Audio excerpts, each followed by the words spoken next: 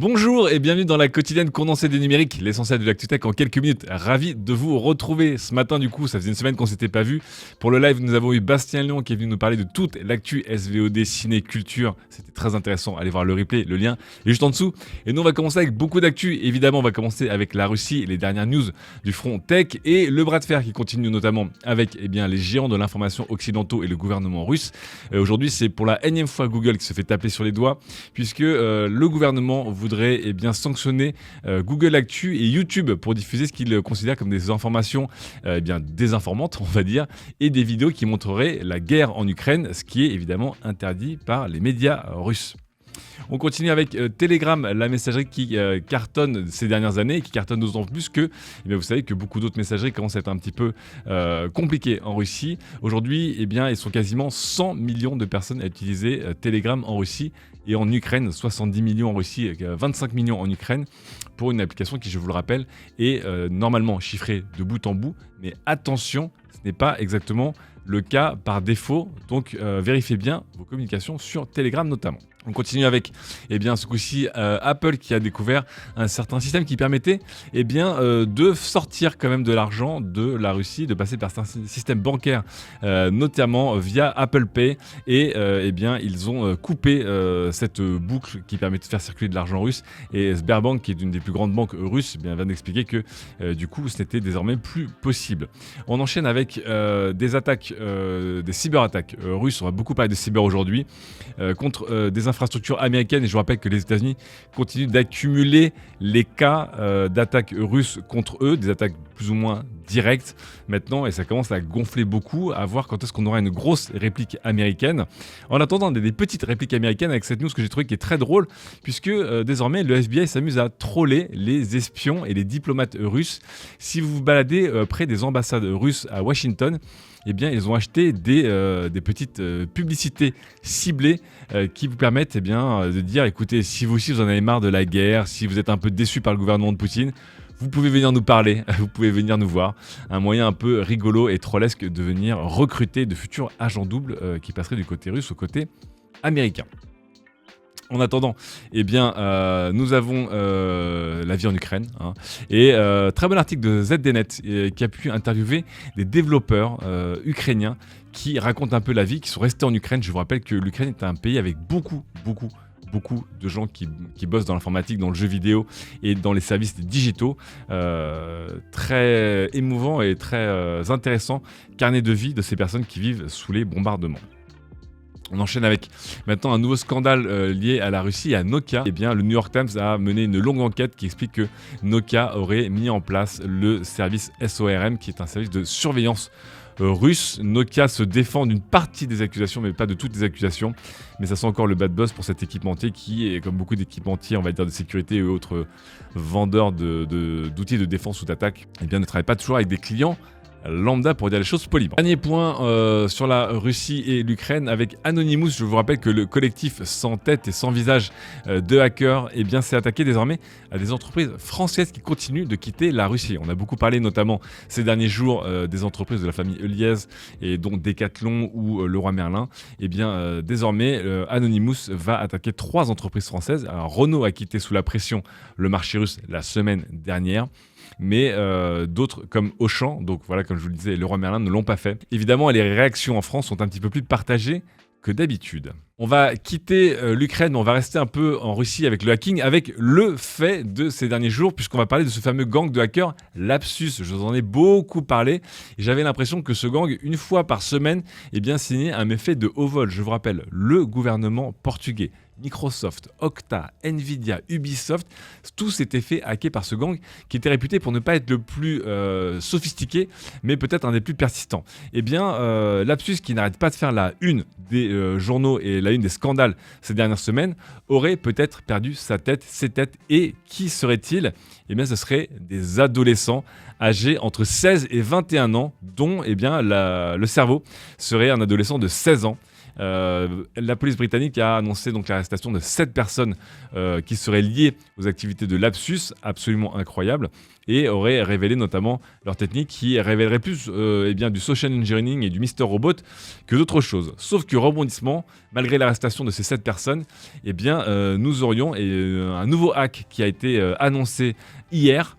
Et c'est le géant Globant qui travaille notamment avec Apple et d'autres très grandes entreprises qui se seraient fait extorquer 70 gigas de data par Lapsus. Donc à voir si on a réussi à arrêter tout le monde ou juste quelques personnes de ce gang désormais très connu, voire plus connu que Revil. On termine avec le hacking avec un autre groupe dont je vous parlais, le groupe Conti, et une fuite qui a permis de savoir quel était à peu près le salaire moyen d'un hacker russe chez Conti.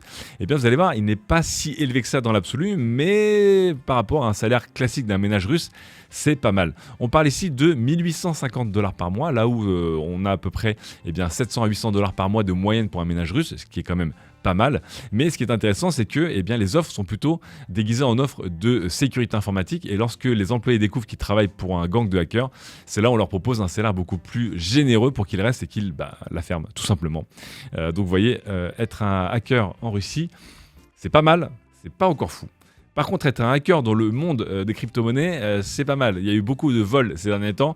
Nouveau record, plus de 600 millions de dollars auraient été dérobés sur la blockchain du jeu Axie Infinity. Le réseau Ronin aurait été hacké il y a quelques jours. Et pour l'instant, où est-ce qu'on va retrouver ce pactole? On ne le sait pas encore. Il y a différentes manières d'essayer de ce qu'on appelle laver ou blanchir des crypto-monnaies. Mais on sait aussi que les autorités sont de plus en plus compétentes pour tracer le trajet de ces dernières. Bonne chance en tout cas pour retrouver ces quelques 173 000 Ethereum et autres petites crypto-monnaies. Passons maintenant à du hardware avec des actualités autour des cartes graphiques. Et Intel a enfin lancé sa gamme Arc. Je vous rappelle que la gamme Arc, ce sont des cartes graphiques dédiées de chez Intel, en développement depuis plusieurs années maintenant. On va commencer avec 5 nouvelles références qui se concentrent sur les machines portables et qui viendront attaquer les solutions entrées à milieu de gamme de chez Nvidia. Allez voir cet article très intéressant de Régis qui vous explique un peu toutes les technologies mises en place et un peu la manière dont Intel va dispatcher ces technologies. On vous rappelle aussi que les versions desktop, donc les versions pleine puissance, arriveront d'ici l'été 2022 pour Intel Arc. On espère que ça donnera de la concurrence pour Nvidia et pour AMD. Nvidia d'ailleurs qui en a profité pour lancer ces nouvelles cartes graphiques avec une RTX 3090 Ti qui s'élève à 2250 € TTC si vous la trouvez au prix normal. Mais bonne nouvelle, puisque le prix des GeForce va normalement baisser pour le mois d'avril. C'est Asus qui le promet. Certaines de ces cartes pourraient perdre jusqu'à 25% de leur valeur. Ce seront des RTX 3050 ou des RTX 3080. On vous rappelle que on arrive à voir depuis quelques semaines une stagnation du prix de ces cartes graphiques, que ce soit sur le marché du neuf ou sur le marché du gris. On espère un jour revenir à un prix dit normal.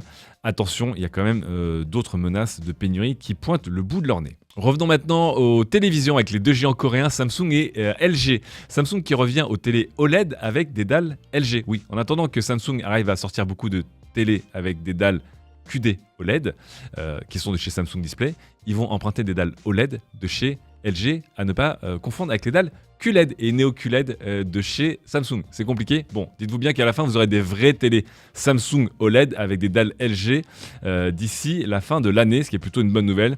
On imagine aussi que le prix va baisser, puisqu'on rappelle qu'une des grosses parties des négociations entre LG et Samsung, c'était que Samsung ne vienne pas dévaloriser le prix des dalles LG pour faire un peu écrouler le marché, dumper le marché, et ensuite faire de la place à la technologie QD OLED. C'est un petit peu compliqué. En attendant, LG, eux, ils vont nous faire rêver avec une nouvelle dalle et une nouvelle télé, une télé de 246 cm de diagonale pour cette dalle de 97 pouces, 25 000 € si vous voulez le plus grand écran OLED de LG en vente libre.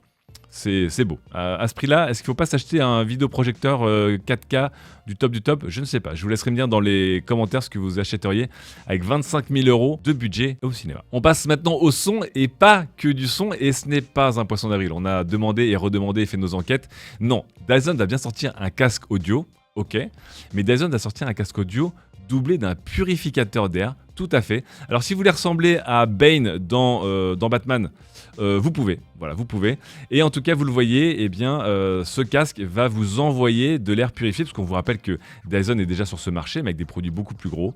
À voir donc si ce casque qui s'appelle Zone sera à la hauteur de ses promesses, sera aussi efficace qu'on l'espère, parce qu'il faudra quand même passer par la taxe ridicule. Je sens que vous allez un peu vous faire alpaguer dans la rue, et peut-être pas pour les bonnes raisons. Petit point réseaux sociaux avec Elon Musk. Voilà, Elon Musk qui, des fois, le temps d'un tweet, essaie de sauver un pays ou de mettre le feu à un autre. Ce coup-ci, Elon Musk a dit ouais, Twitter n'adhère pas au principe strict de la liberté d'expression. Alors, ne dites rien à Elon Musk sur toutes les expérimentations et les échecs autour de la liberté d'expression totale de ces dernières années sur tous les réseaux sociaux.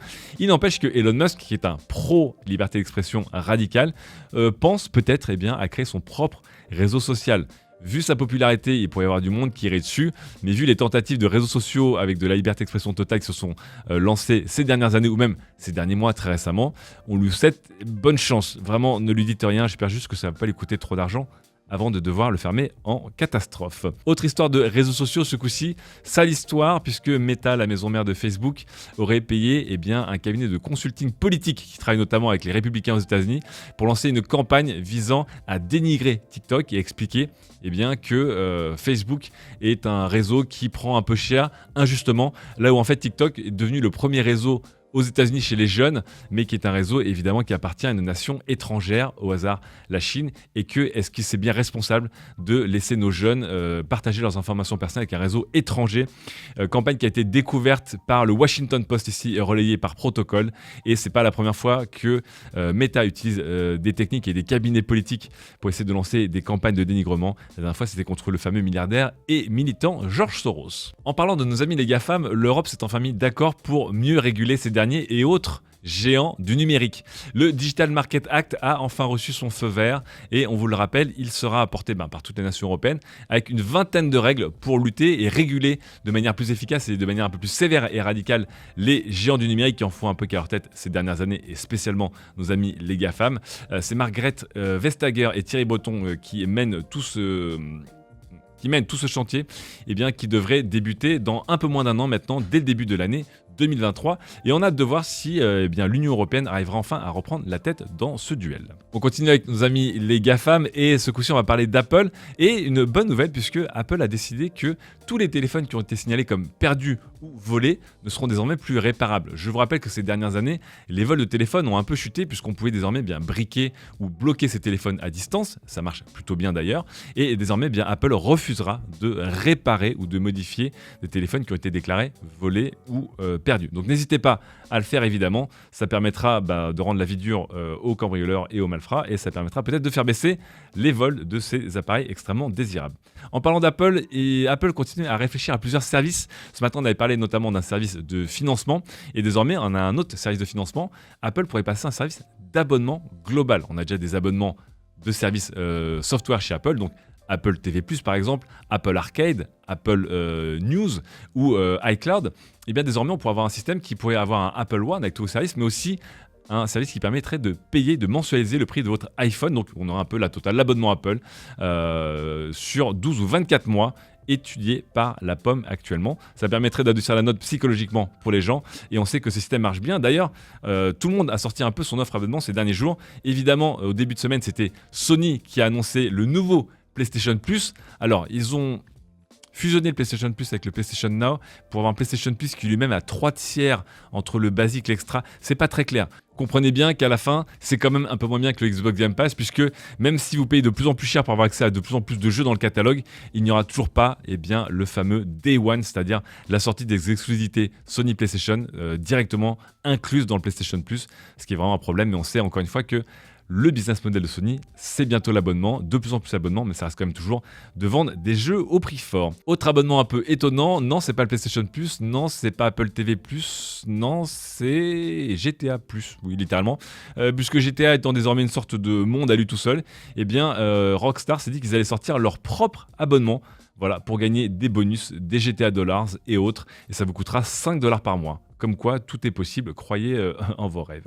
Et en parlant de croire en vos rêves, on termine cette longue émission de retour avec un rêve un peu fou, puisque, on va peut-être créer une île dédiée au Bitcoin. Oui, je vous jure. Satoshi Island, du nom du ou des inventeurs du Bitcoin, serait en projet pour une sortie dans à peu près 1 an et demi. Il faudra pour cela obtenir votre nationalité des îles de Vanuatu, à l'est de l'Australie, qui coûte déjà 130 000 dollars, puis acheter peut-être une petite parcelle. Évidemment, vous recevrez un NFT de cela, une île qui se rêve libertaire où il n'y aurait pas d'autre monnaie que des crypto-monnaies. Et on vous rappelle que la dernière fois qu'il y a eu des projets de lieux crypto, notamment ce fameux paquebot de croisière, ça s'est un peu mal passé. On va dire bonne chance et puis désolé pour les locaux. C'est la fin de cette condensée, on se retrouve dès demain pour un prochain numéro, à très vite.